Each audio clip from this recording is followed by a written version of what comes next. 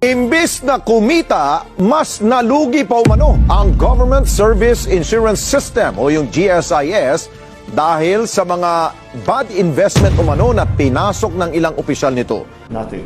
I didn't even know about that. Hindi ko alam na may ganun yung GSIS. But, no,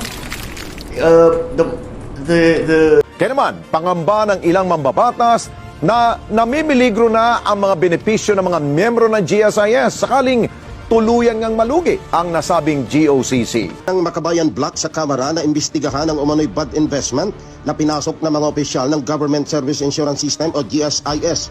Ito'y matapos ihain ng grupo ang House Resolution number 415 na humihiling sa liderato ng Kamara na pagpaliwanagin ng GSIS Board of Trustees dahil sa bad investment na humantong sa pagkalugi ng ahensya ng 8.8 billion pesos. Nanawagan sa investigasyon sa mga questionable investments ng GSIS. Ilang mga investments na ng PGM, si Vic Veloso, na nilabag kahit yung sariling internal rules ng GSIS at dahil dito may pagkalugi sa pondo.